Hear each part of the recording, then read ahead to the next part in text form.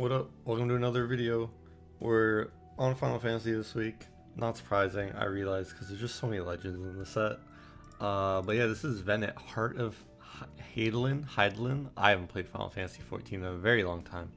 I think I remember her from like DLC 1 or something. By the way, mono white Legends Commander. So 3 mana, 3/3. Whenever you cast Legendary spell, draw a card. It only triggers once each turn, which kind of sucks. But you can also pay 7, tap her, exile her, or exile a non-land permanent, and then you transform her. Sorcery speed, that's whatever. She transforms into Hydaelyn, the Mother Crystal. So 4/4 indestructible. At the beginning of combat on your turn, put a 1/1 counter on another target creature you control until your next turn it gains indestructible. If that creature is legendary, draw a card. So it's kind of just like card draw with legend theme in the command zone, which is never that bad. I don't know. The deck's just called Mono White Legends. It's also very pricey because I put in some, I'm gonna say like expensive cards that you could probably do without, but just to up the quality of the legends in the deck to make it a little better. But yeah, going through it, I'm also running a artifact or like equipment kind of sub theme going. A lot of the Mono White Legends care about equipment, and there's quite a few equipment that's legendary, so they both work with your commander. Ace's baseball bat. Equip legendary 1, which is cool. It's 2 mana, gives it +3/+0, and when it's attacking, it has first strike, and it must be blocked by a Dalek. Second part kind of irrelevant, but the first strike is nice, because I think this deck kind of just want to turn cards sideways and apply pressure and draw with your commander. So yeah, this kind of helps with that. Signet, just in here for ramp. Bitterthorn, this is Animus. This is just ramp because I'm not really running any ramp in the deck. Bitterthorn is probably one of the better ones. I know White's known for catch-up ramp, but from what I know, I don't think those cards are legends, and I didn't want to put them in. I just wanted to chuck legends into the deck and see if it worked. But yeah, 3 mana living weapon, equip creature gets +1/+1, and then whenever equip creature attacks, you can search your library for a basic land, put it on the battlefield, tap, and shuffle. So it will just ramp you every turn for 3 mana, which is nice. Blackblade Reforged, 2 mana, equips legendary for 3 and gets +1/+1 for each land you control. This will just make your guys really big. Conformer Shuriken. This was from the Final Fantasy VII precon. This card is pretty nuts, honestly. So it has equip creature has whenever it attacks, you can tap a creature defending player controls. Then if that creature has greater power than this creature, put a number 1/1 counters on this creature equal to the difference. So you can kind of just like tap out their biggest thing and make your creature the same stats as that, which is wild. Very, very strong card. Excalibur, Sword of Eden. Costs X less, where X is total mana of historic permanents you control, which is all of your permanents besides your lands, and then just has equipped legendary creatures too, and creature gets +10/+0, and has vigilance. This card's just really, really good in most decks. I think like you could probably play this in any artifact deck, play in any legends deck. It'll just be strong because it'll cost 0 most of the time. Godsend is a 3 mana equipped creature that's +3/+3. Whenever equipped creature blocks or becomes blocked by one or more creatures, you may exile one of those creatures. And then your opponents can't cast spells with the same name as a card exiled with Godsend. Not super relevant. I mean, I guess if it's like, I don't know, a Templar from Assassin's Creed, that's like the main one I can think of. Or the Blue Mill guy that Bruvac is the commander for. Yeah, the second part, not that great, but it is +3/+3, and when it becomes block or blocks, you just exile that creature. I believe the way this is worded is it would actually be before damage, so you'd always win the trade. Your creature would never die, which is nice. Hammer of Nazan, whenever it or a equipment enters, you may attach it to a creature you control, and equip creature is +2/+0, indestructible. So this is kind of like Cigar's Aid, but on a legendary artifact. It's obviously a little more expensive, but I think that's fine. It's also +2/+0 indestructible, which is nice for attacking. Here's Podium, 5 mana. Each legendary creature gets +1/+1 for each other legendary creature you control, which is obviously good when you're playing a lot of legends. And you can look at the top X cards of your library, reveal a legend creature card from among them, put it into your hand, put the rest on the bottom of your library in a random order, so it's still a mana sink later on in the game, and it can get you cards. Cauldron Complete, 7 mana living weapon, indestructible equipment, obviously not the might, but equipped creature gets +5/+5, has first strike, trample, indestructible, haste, and whenever this creature deals combat damage to a creature, exile it. I believe this is just the 3 Cauldron equipment but put together on an artifact and give it a living weapon. I think it's pretty strong. I mean, equip 7's a little rough, but that's whatever. Lost GT, 1 mana. Whenever equipped creature deals damage with a charge counter, you can use the charge counters to untap lands, make target creatures not be able to block, or put a 1/1 on a creature. And obviously equip 1. This is just a very strong utility artifact. I think this card, yeah, just very strong utility. Mirror of Galadriel, you can pay 5, tap, scry 1, draw 1. It costs 1 less for each legendary creature you control. Obviously, when you have a lot of legendary creatures on board, this is just free, draw 1 every turn, which is good. Mjolnir Stormhammer, when it enters, attached to a legendary creature you control. Thankfully, all your creatures are legendary. Whenever equipped creature attacks, tap target creature defending player controls and put a stun counter on it. Then it deals damage to each opponent equal number of tapped creatures that opponent controls. Kind of a good way to punish other people that are going wide and tapping all their creatures down. And then worst case scenario, it is just a 4 mana that can tap when a creature attacks, which is nice. Pearl Medallion, just in here to reduce all your white costs. Scepter of Eternal Glory, this is a legendary mana rock. You can tap it for 1 mana or 3 mana and only activate if you control 3 or more lands with the same name. We're playing monocolored, there's a lot of planes in the deck. The second option is almost always going to be available after turn 4. So yeah, this is like 4 mana, adds 3, which is on par to a card like Arcane Signet, I guess, which is 2 to 1. Maybe a little better, maybe a little worse, I'm not too sure. Also really expensive for some reason. I'm assuming it's just because it was printed in Warhammer and nothing else. Another expensive card, Shadowsphere. Gets +1/+1 and has trample lifelink. And then you can pay 1, doesn't even have to be equipped, to have permanents you control, your opponents control, lose hexproof, indestructible until end of turn. It's really good if you're trying to hit a board wipe, if you're trying to hit some targeted removal on something. It's just, I don't know, super good artifact. Soul Ring, it's ramp. Swiftfoot Boots, it's protection. That's pretty much it. Sword of the Animist, equip creature with +1/+1, and whenever it attacks, search your library for base land, put it on the battlefield tapped, then shuffle. Again, just kind of ramp in a mono white deck. The Regalia, also ramp in a mono white deck. This is a 4 mana 4/4 vehicle, but it's legendary, which is nice.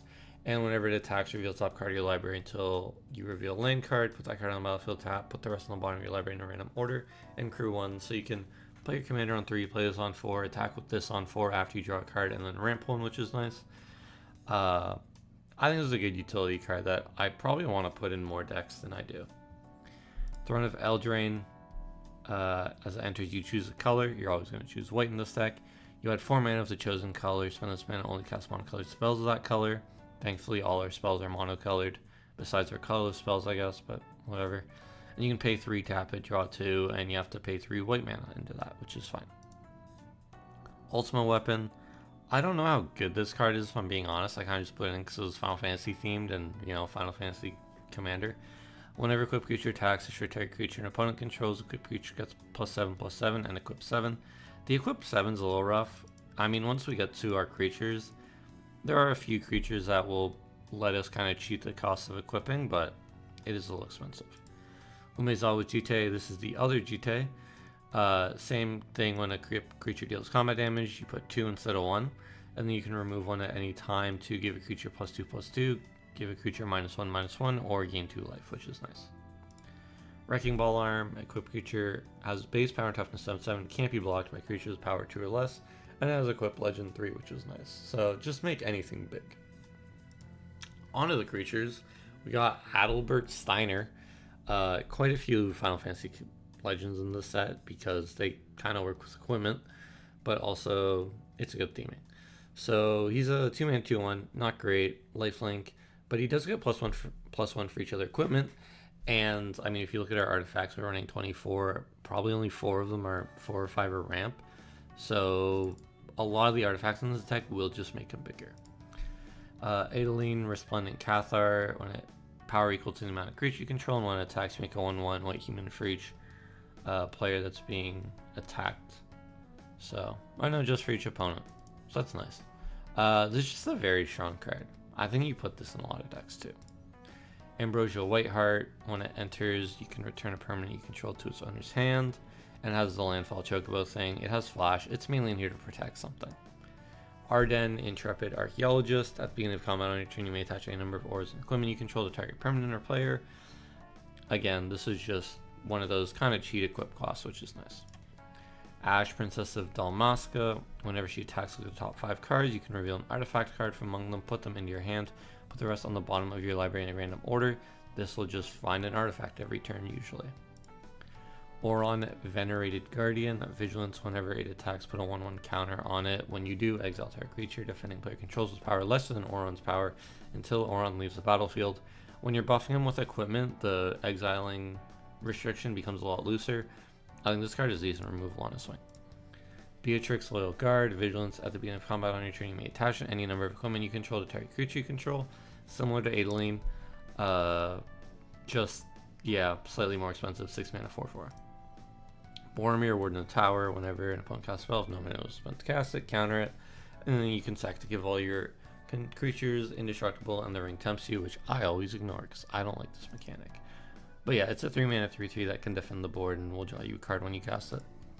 Sid, Free Flyer Pilot. Equipment and vehicles cost 1 less to cast. During your turn he is flying, and you can pay 2, tap him, target an equipment or vehicle in your graveyard, return to your hand. So there's a little bit of recursion. He's a little bit of cheating on mana cost, and he's just a flyer so he can hit early.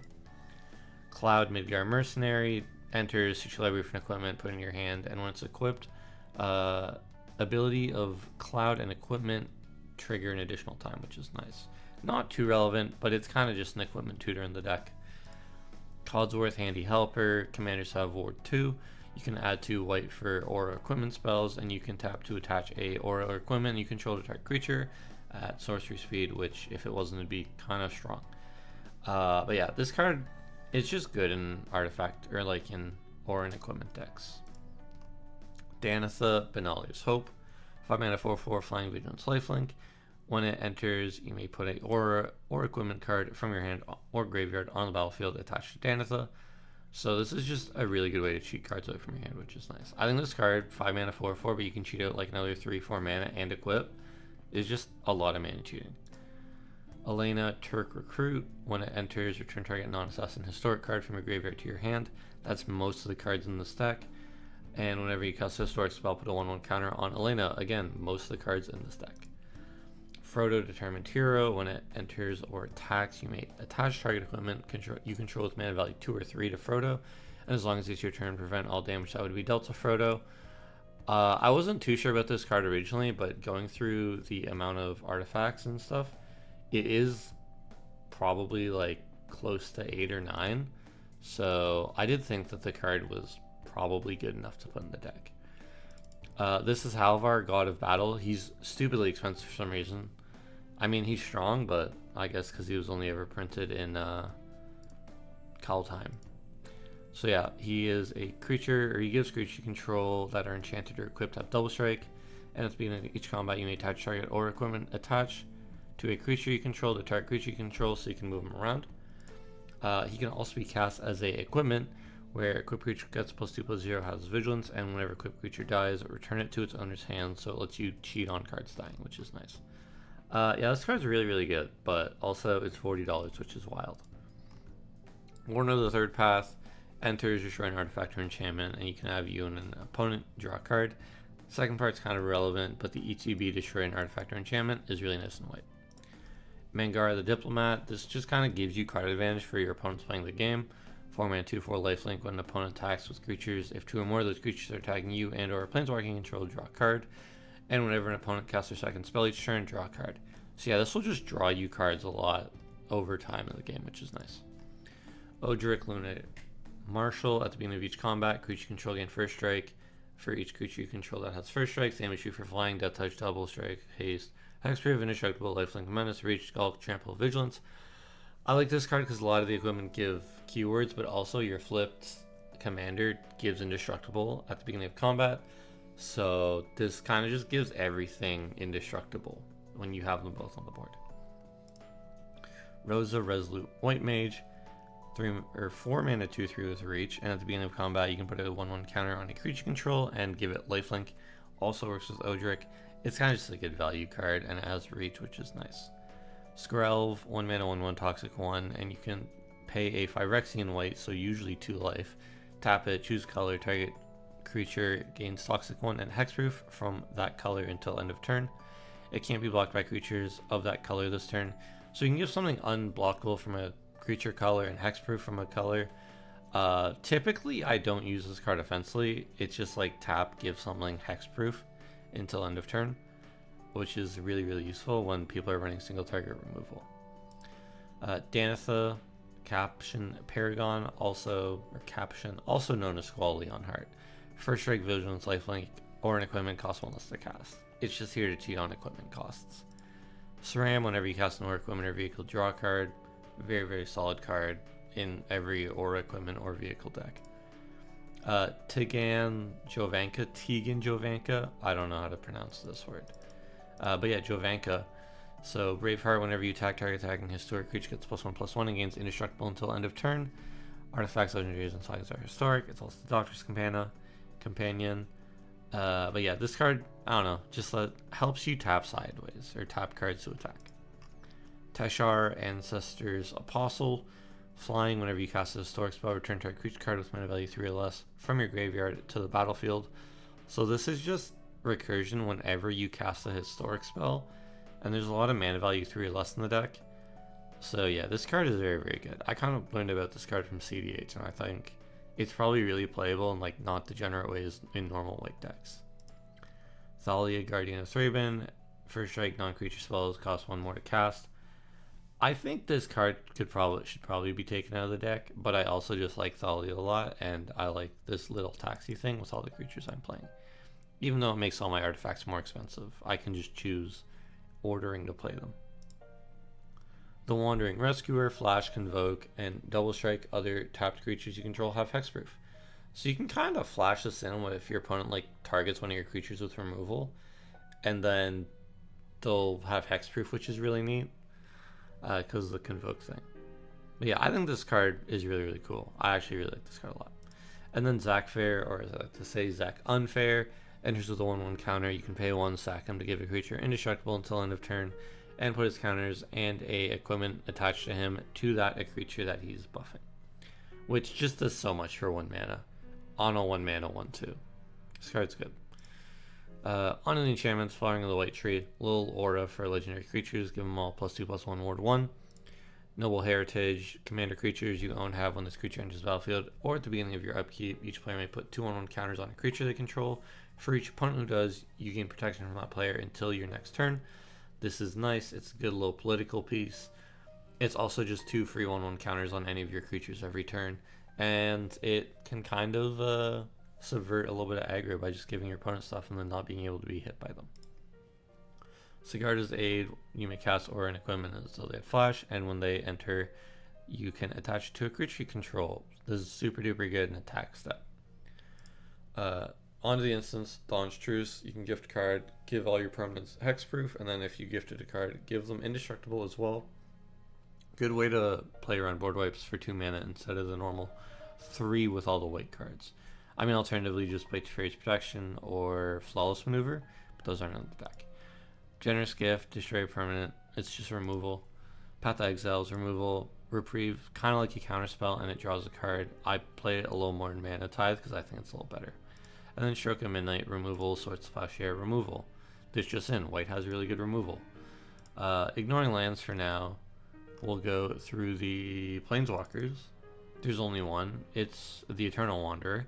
So, I don't know. I play this card in every white deck. I think it might be a problem, but no one other creature can attack Eternal Wanderer each combat. You can +1 exile your artifact or creature, return it to its owner's control at the beginning of that player's next end step. So you can kind of just keep a card exiled forever. You can pay 0, make a token, or -4 to essentially wipe the board. For each player, you choose a creature that player controls. Each player sacrifices all creatures they control not chosen this way. This doesn't target, so you can just choose whatever you want, which is kind of crazy. I really like the -4, and I really like the +1. On the sorceries, there's only 3. They're all board wipes. We got Austere Command, Urza's Ruinous Blast, which is probably one of the better ones because almost all your permanents are legendary. And then Wrath of God, because it's Wrath of God, you might as well play it.